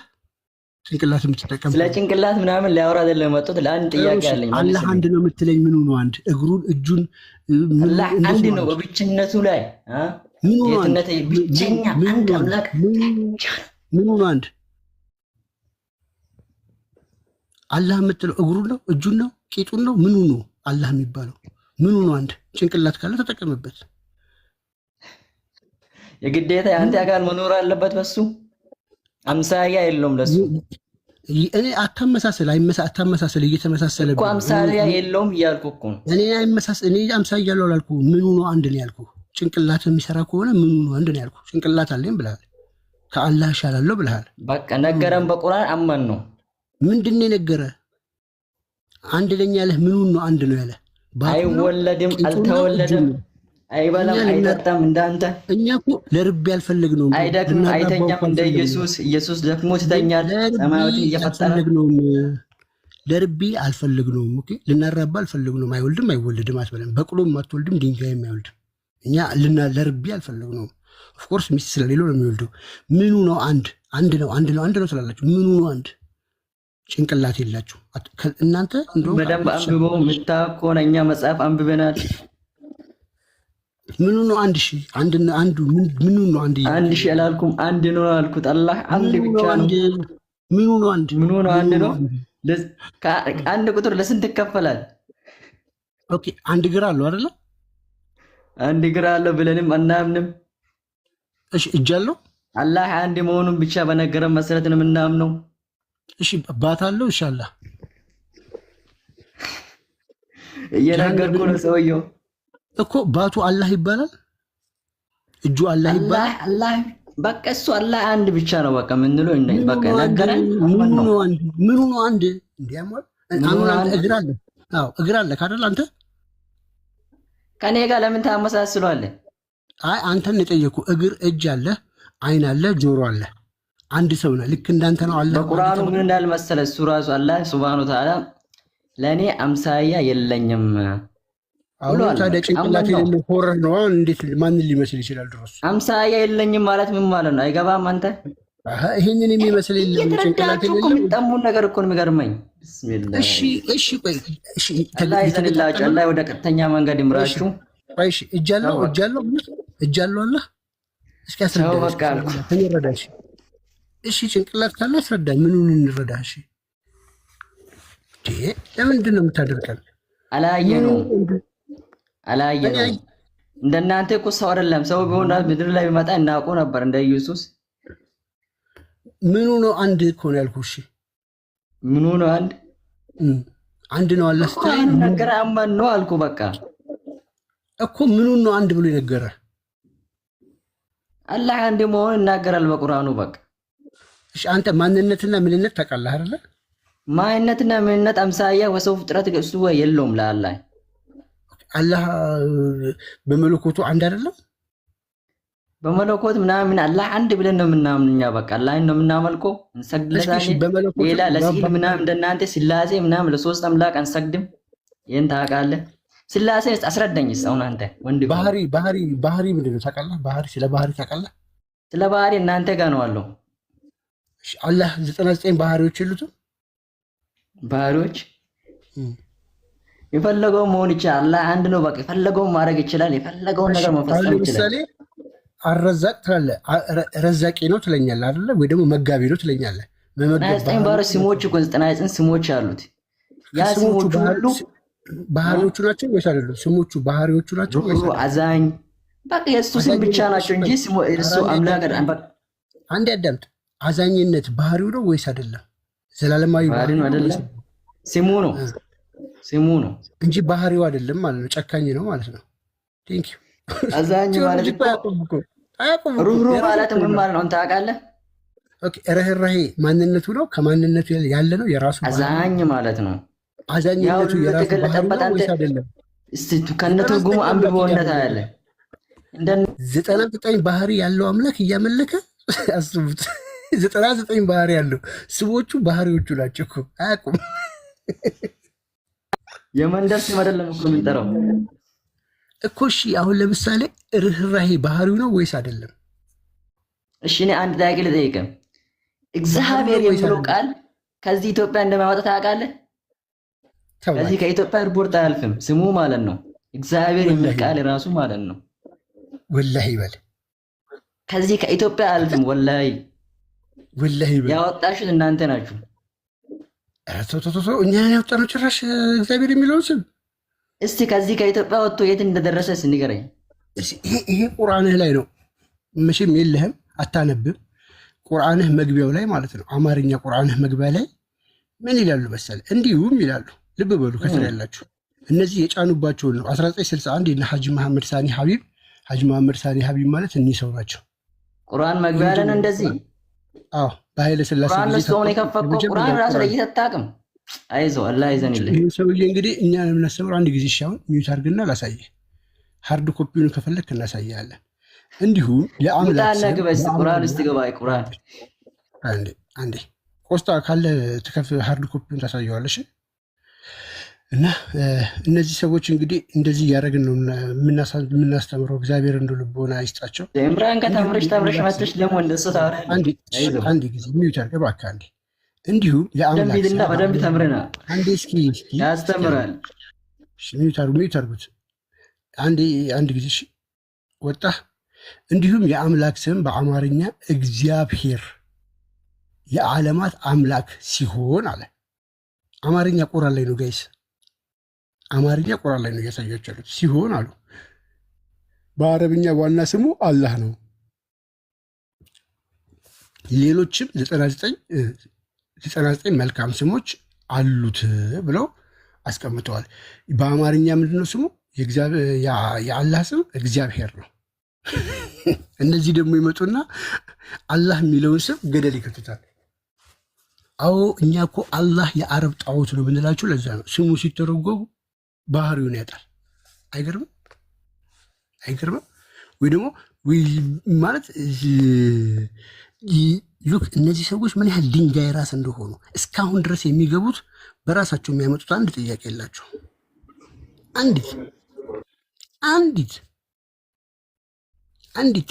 አንዲት ማለት ነው። ልክ እንደ በቀቀን የተጫነባቸዋል። አንድ ኡስታዝ ይመጣና እግዚአብሔር የሚለው ስም ሲል ያችን እግዚአብሔር የሚለው ከዛ ሲመጡ እዚህ የአላህ ስሞች ባህሪዎቹ ናቸው። የሚያውቁት ታሪክ የለም። አላህ በቂጡ ነው አንድ ወይስ በእግሩ ነው? የሚያውቁት ታሪክ የለም። ግራ ይገባቸዋል። አንድ ስትሉ ምን ማለታችሁ ነው? ምንም የሚያውቁት ታሪክ የለም። ነጭ ወረቀት እያያችሁ ነው እንግዲህ ዕለት ዕለት ቀን በቀን እና እነዚህ በጣም ነው የሚያሳዝኑት። እግዚአብሔር ይድረስላችሁ። ቢኒ እንኳን ደህና መጣ። ቢኒሻ እንዴት ናችሁ? ፒስ ነው። ምትለን ነገር አለ? ቀጥል እስኪ። ምናልባት የሳት ነው እሱን ራስ ያለፍነው ነገር ካለ ሀሳብ ስ ኤቪ አሁን ነው የገባሁት። ብዙ ስላልሰማሁ ምን ሀሳብ ልስጥ ብለህ አልሰማሁም። ከስር ነበርክ ብዬ እኮ ነው። አልነበርኩም። ጃፈር አስገባኝ እያለ ነው። እሺ ብዬ ያይ ካለህ ብዬ ነው። ቁርአኖች ላይ እየሄድን ነበርና እንትንን አሳየናቸው በአረብኛው። ይሄ ብልቱ ተቀጠቀጠ ምናምን አሁን እስካሁን ድረስ ያው እሱን ይዘው ግግም ብለዋል። እሱን እያስተማርናቸው ነበር በአረብኛ። ከቁርአንም ያ ሁለቷ ፊደል ላ ምትለዋን ቃል አሳየናቸው።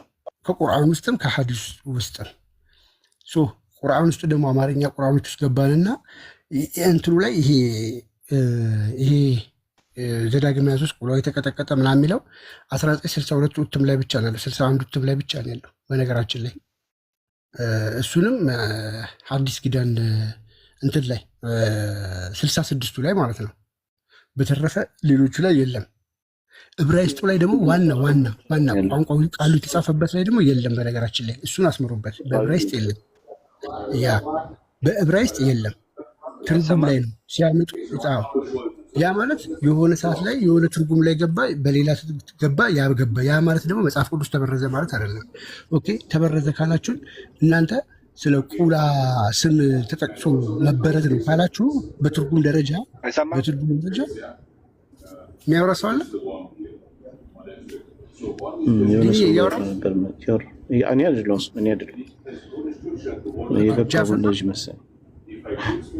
ጃፈር እያንዴ እንደዛ ካላችሁን ለእኛ እንደዛ ካላችሁን ኦኬ ያቺን ያምጥታችሁ 1966 ላይ የተቀመጠው እነዚህ ላይ ስለተበረዘ ነው የሚል ሀሳብ ይዛችሁ ስለመጣችሁ ማለት ነው። ጥሩ።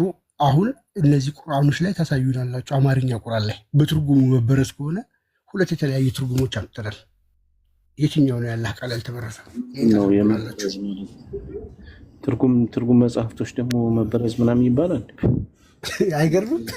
የዋህብያ ጭንቅላት ትርጉም መጽሐፍቶች ከዋናው ቃል ሲገለበት ምናልባት ምንድነው አኪዩሬትሊ ላይገለበት ይችላል። ከእውቀትም ከምንም አንጻር ወይም የሂብሩ ቋንቋ ካላቸው ግንዛቤ አንጻር ለዛ ብሎ ሊተረጉሙ ይችላሉ። አኪዩሬትም ላይሆን ይችላል የተተረጎመው ማለት ነው። ጊዜው ሲደርስ ደግሞ አኪዩሬት ሲተረጎም ደግሞ ይተረጎማል። ገብቷቸው አሁን ትርጉም ስራዎች ላይ ተበረዘ ምናምን የሚባል ነገር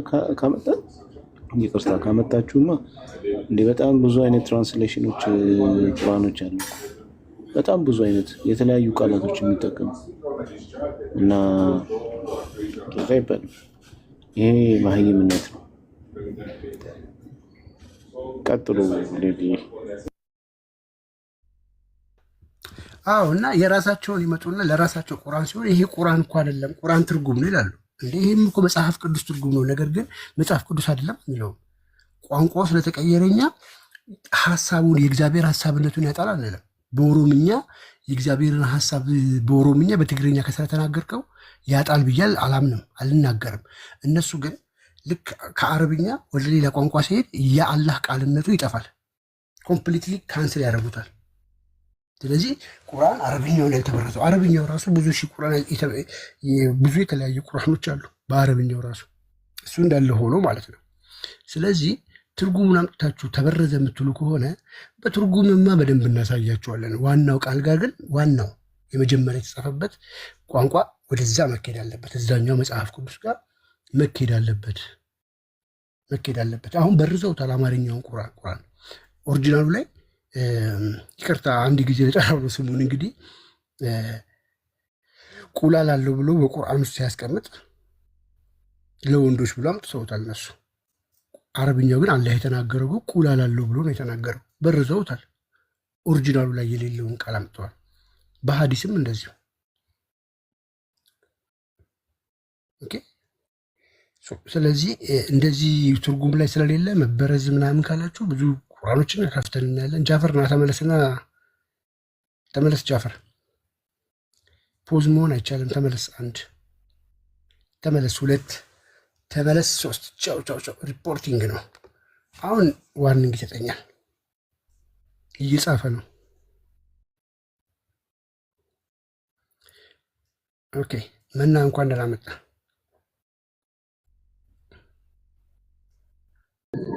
ገነቃል ቢኒ እንዴት ናቸው? ቆስጠንጢኖስ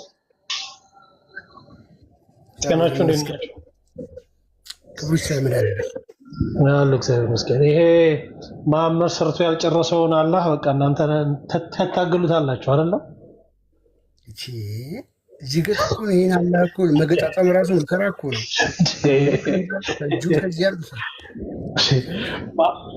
መሐመድ እኮ ራሱ እኮ ትልቁ ፈተና የሆነው ለእኛ እኮ ነው። እኛ እንዴት አድርገን እንስራው? እሱ በገጠመው ልክ እኮ ልንገጥመው አልቻልንም እኮ። አንዴ ታፋው 2 ይሆናል፣ አንዴ 1 ይሆናል። ግን እስካሁን ድረስ በአንዱ ነው ሁሉም የተስማማው።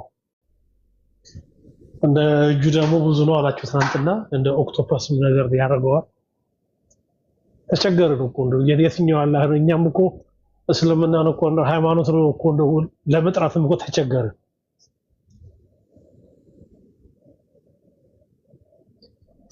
ምን እንደሆነ አልታወቀም። አላህ ኦክቶፐስ ይሆን ምን ይሆን የሚነግረን ጠፋ። እኛም የሚያስረዳንም ሰው ጠፋ።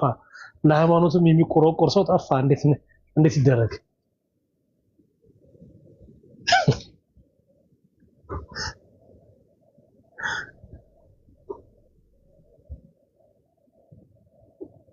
ቃል አለ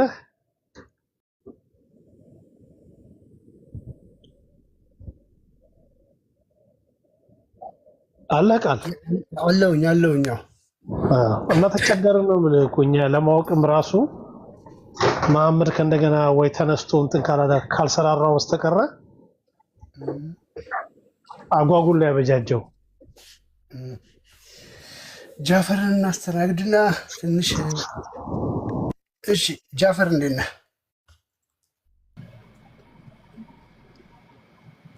አይሰማም? ይሰማል። ጃፈር እንኳን ደህና መጣ። ጥያቄ አለኝ። እግዚአብሔር ስንት ነው? አንድ ነው።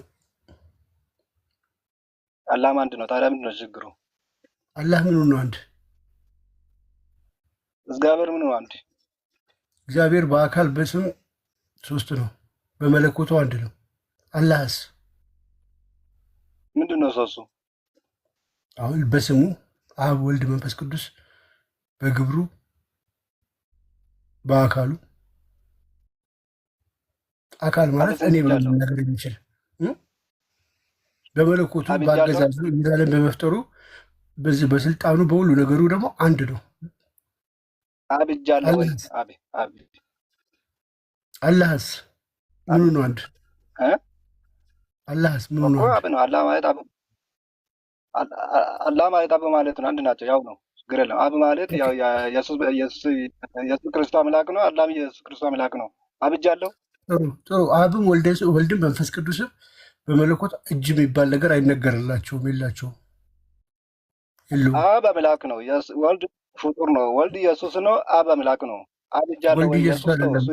ወልድ ቃሉ ነው ብሮ። ዝም ብለህ የራስን አተንትንና ልክ እንደኔ ስላደረግከው ተስማምቶኛል፣ ተቀብያለሁ። አላህ እጅ አለው? እኔ ቅድም እኮ የሰማሁ ነበር። ለዛ እኮ የጠየቅኩህ። አላህ ማለት አላህ እጅ አለው? አላህ እጅ አለው? እጅ አለው? አላህ ማለት ፈጣሪ ነው። እጅ አለው ወይ? እግር አለው? እጅ አለው? ሁለቱ እግርም እጅም አለው?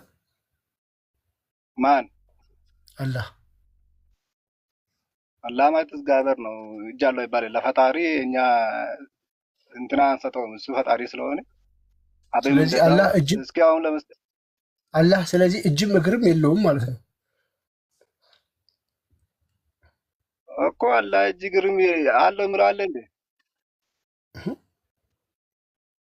እሺ አላህ የት ነው ያለው? አላህ የት ነው ያለው እኮ? አሁን ይህን ጥያቄ ጠየቁ እኮ። ይህ ጥያቄ ወደ እናንተ መልሳል። አብ የት ነው ያለው? እግዚአብሔር መንፈስ ነው።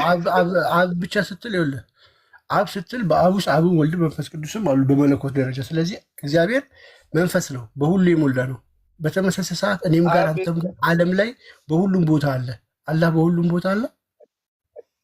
ድንገሪ አብና ወልድ ይለያያሉ። አላህ በሁሉ ቦታ አለ ወይ? ወልድ ማለት ደግሞ እናንተ ወልድ ስትል ደግሞ ኢየሱስ ክርስቶስ ኢየሱስ ወልድ የተባለው መቼ ነው? ተወለደ ነው። ኢየሱስ ወልድ የተባለው መቼ ነው? ከተወለደ በኋላ ነው። ከማርያም መወለድ በፊት የለም። ኢየሱስ ክርስቶስ ነው። ኢየሱስ ሳይሆን እሱ አካላዊ ቃል ማን ነበር ይባለው በፊት? አለ ወይስ የለም? ማን ነበር ስሙ? አለ ወይስ የለም? የለም። ማን ነው? እሺ ካለ ንገረኝ። ማን ነበር? አላህ ቃል አለው? አላህ አላህ ቃል አለው ወይ? ምን አይነት ቃል ነው? የራሱ ቃል አለው ወይስ ዱዳ ነው? ቃሉ ማን ነው? ቃል ማለት አልገባኝ። የምን ቃል ነው? የሱ ንግግሩ ነው? የአላህ ቃል ያልተፈጠረው ቃል የለውም። አላህ ህያው አይደለም፣ እስትንፋስ የለውም፣ ህያው አይደለም። ቃል ማለት እኛ የምናወጣው ቃል ነው። አይ ቃል እኛ የምናወጣው አካላዊ ለምሳሌ አንተም እያወራ ነው። ቃል ቁርአን ያለህ ቃል ነው። ቁርአን ያለህ ቃል ነው። ቁርአንም መጽሐፍ ቅዱስም የፈጣሪ ቃል ነው። መጽሐፍ ቅዱስ እንኳን ያለ ቃል አይደለም። ምንድን ነው የምታወራው? ምንድን ነው የምታወራው? እስቲ ኢየሱስ ክርስቶስ በስጋ ከመወለዱ በፊት ነበር ነው ያልከው? አዎ ነበረ። መጽሐፍ ይናገራል። ትቀበላለህ? እግዚአብሔር ነው። እግዚአብሔር ነው። እግዚአብሔር ነበረ። ቆይ በስጋ ከመምጣቱ በፊት እሱ ስሉስ ቅዱስ እየተባለ በመልአክ በሕዝብ ሲመለክ ሲመሰገን የነበረ እግዚአብሔር ነበር። አብርሃም ብሎ ሲያመልኩ እንደነበር ያሳየኝ እስኪ መጽሐፍ ቅዱስ ላይ። ምን አልከኝ? ለምሳሌ አሁን ኢየሱስ ክርስቶስ ሳይወለድ በፊት ያነ ሙሴ ከሱ በፊት የነበሩ ሰው ማን ብሎ እንደነበረ ፈጣሪያቸውን ስማት ንገረኝ። አሁን ነገርኩህ እኮ በስጋ ከመወለዱ በፊት ከእናታችን ከቅድስት ድንግል ማርያም ስጋን ከመያዙ በፊት አስቀድሞ እሱ በሰማይ የነበረ ሁሉን የፈጠረ አብርሃምንም የፈጠረ ሲመለክ የነበረ ነው። ለምሳሌ ዮሐንስ ወንጌል ምዕራፍ 8 ላይ ከአብርሃም በፊት እንደነበረ ራሱ ይናገራል ኢየሱስ ክርስቶስ። አብርሃም ቀኔን ያይ ዘንድ ሐሴትን አደረገ አየም ደስም አለው ብሎ ይናገራል። አብርሃም የክርስቶስን ቀን እንዲያይ ፈልጎ ነበር። ያን ቀኑን አይቶታል። እሱን አሳያለሁ በመጽሐፍ ቅዱስ። ዮሐንስ 8 ክፈትለት። ዮሐንስ ወንጌል ምዕራፍ 8 ቁጥር 56 ላይ ክፈትለት። ከአብርሃም በፊት እንደነበር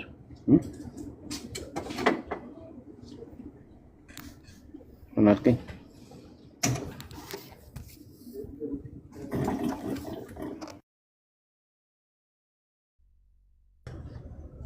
እሺ ይታያል። በራሱ ለምን ቀየረ? አሁንም ኢየሱስ ከተባለ በዛን ጊዜ ለምን ኢየሱስ? እሱ አይደለም ጥያቄው። የስም ጉዳይ ሳይሆን የስም ጉዳይ ወንድም የስም ጉዳይ ሳይሆን የለውና ጉዳይ። አንብብ እስቲ ማስረጃውን እስቲ አንብብ መጀመሪያ። ይኸው አባታችሁ አብርሃም ቀኔን ያይ ዘንድ ተመኘ አየም ደስም አለው። ልክ እንዳንተ አይሁዳውያን ምን ብለው ጠየቁት መሰለ? እሱ በስጋ የተገለጠ አምላክ እንደሆነ ስላልገባቸው የአብርሃም አምላክ እንደሆነ ስላልገባቸው አሁን አንተ እንደምትለው ጠየቁት። አይሁድም ገና 50 ዓመት ሳይሞላ እንዴት አብርሃምን አየው ትላለህ አሉት። እሱ ምን ብሎ መለሰላቸው? ጌታችንም ኢየሱስም እውነት እውነት እላችኋለሁ አብርሃም ሳይወለድ እኔ አለው አላቸው ይላል። አይ አብርሃም ሳይወለድ ምናል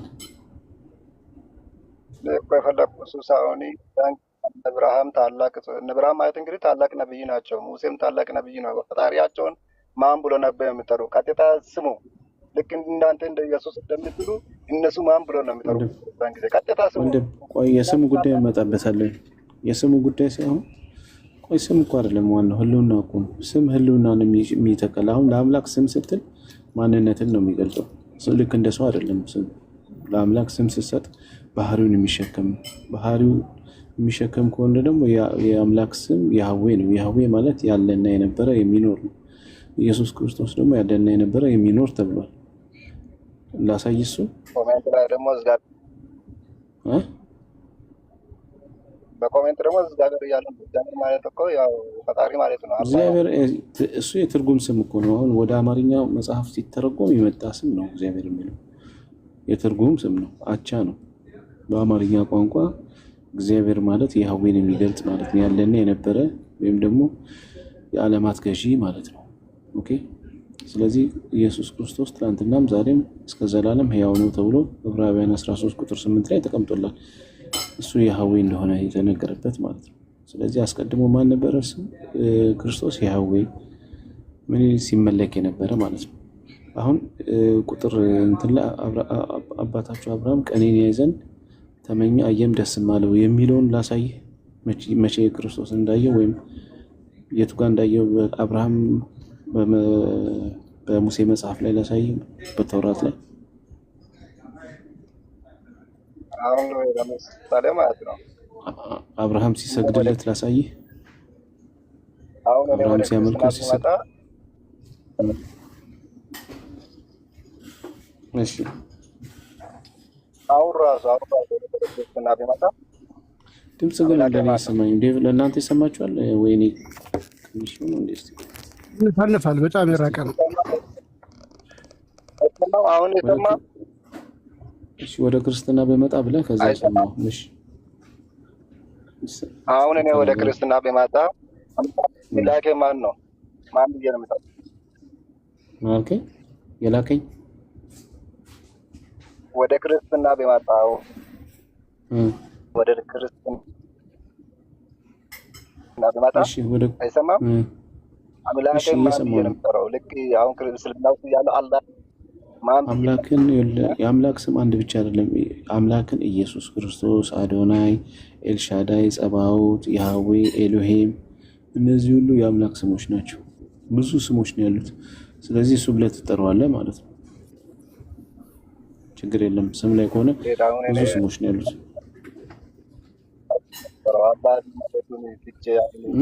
ክርስትና በመጣው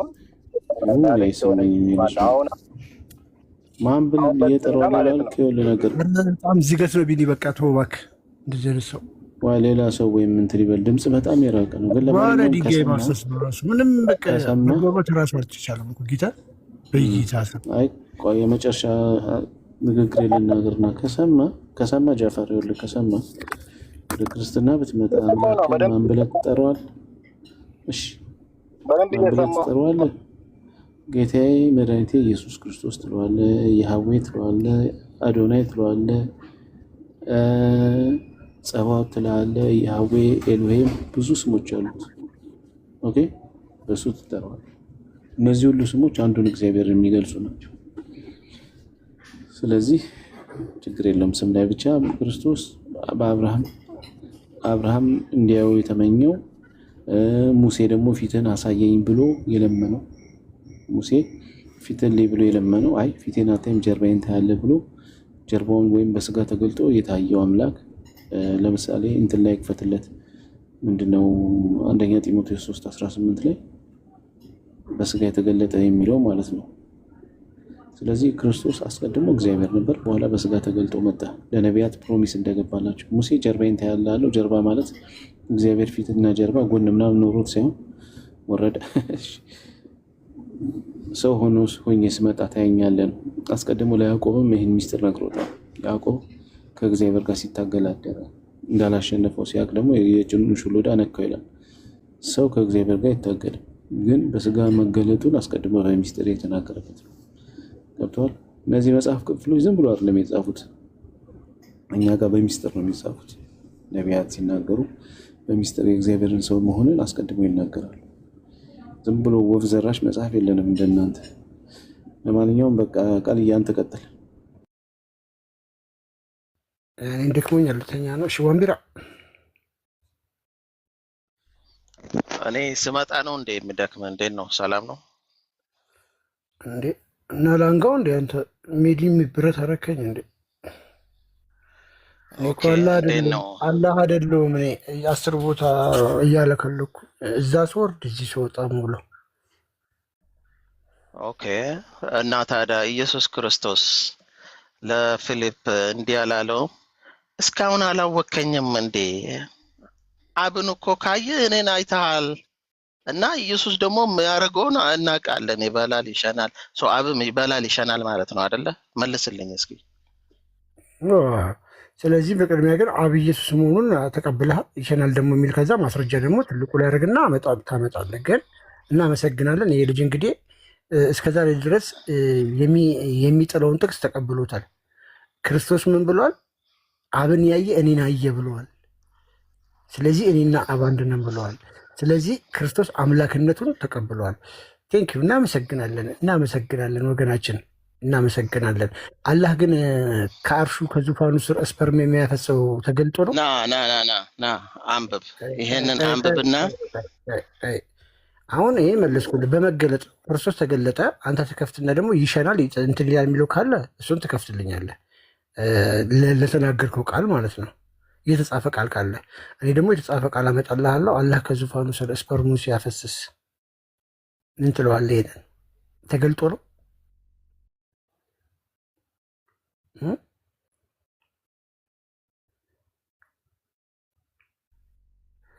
ማንቤራ እየለፈለፍክ ነው የሚመስለው።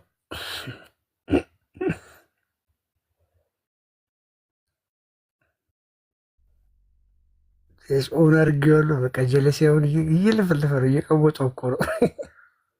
ነው እየቀወጥኩኝ አይደለም ነው። እሺ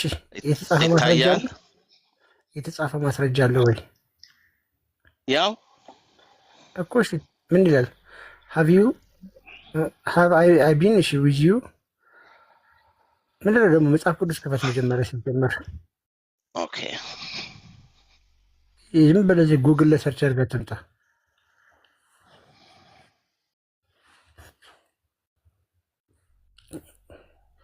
ኦኬ አላህ ከአርሹ ስር ምንድን ነው የሚያፈሰው?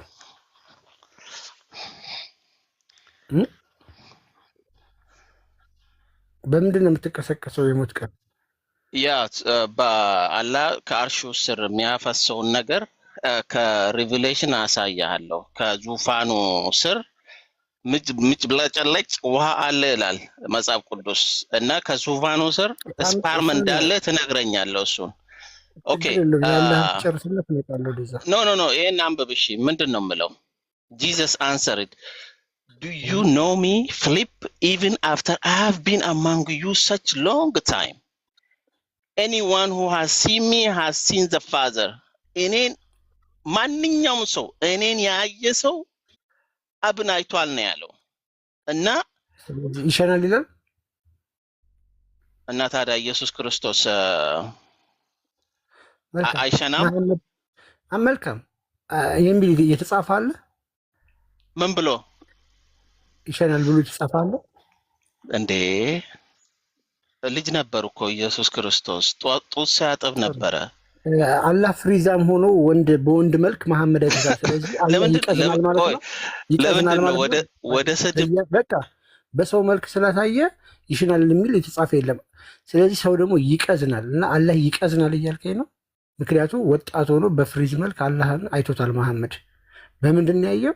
እኔን ያየ አብን ያየ የሚለው ስላለ ይሸናል አለኝ። እሺ ያልኩት። ለምንድን ነው ወደ ስድብ የምትሄደው? እኔ እኮ እኔ ያልሰደብኩም። በያናል ተልቢስ ላይ ደግሞ ምን ብሏል? መሐመድ አላህን በወጣት ልጅ መልክ ፍሪዛም ሆኖ አይቼዋለሁ ብለዋል። ስለዚህ አላህ ይቀዝናል ማለት ነው። ይኸውልህ ችግር የለውም። ቃል ሙት አታደርገኝ። እየሰደብኩ አይደለም። ወደ ስድብ እንዳትሄድ። ጥያቄ ጠይቀህ ሂድ። ካልሆነ ወደ ካባ ልካል። አንድ እኔ ደክሞኛል። ስለዚህ አላህ ቀዘናም ነው እያለን ነው ወገናችን ነው። እስኪ መልስልኝ። አብም በዳይፐር ነበረ? ንገረኝ። ጡት ሲያጠባ ነበረ አብም እንደ ኢየሱስ? አላህ ነው በፍሪዝ ጸጉሩ ማለት ነው አንሰርከምሳይዝድ ሆኖ ብልቱ ያልተገረዘ ሆኖ የሚመጣው ራቁቱ ማለት ነው። በባዶ እግሩ ባርፉት ሆኖ ኔክድ ሆኖ ራቁቱን አንሰርከምሳይዝድ ሆኖ ያልተገረዘ ብልቱን ያንን እያንጀላገገ ይመጣል ይላል ሐዲስ። ለምን በዚህ ልክ እንድንናገር ታስገድዱናላችሁ? በወንድ መልክ አይቶታል ይላል። ከዛ ደግሞ ሌዝቢው ጌው አላህ ነው መሐመድን ጀርባውን ሲነካው ጡቴ ጫፍ ድረስ ቅዝቃዙ ተሰማኝ ይላል። ነዘረኝ ይላል። ምን ሆነ የነዘረው? የአላህ እጅ አላህ በእጁ ሄዶ መሐመድን ሲነካ ማለት ነው። አላህ ከመሐመድ ጋር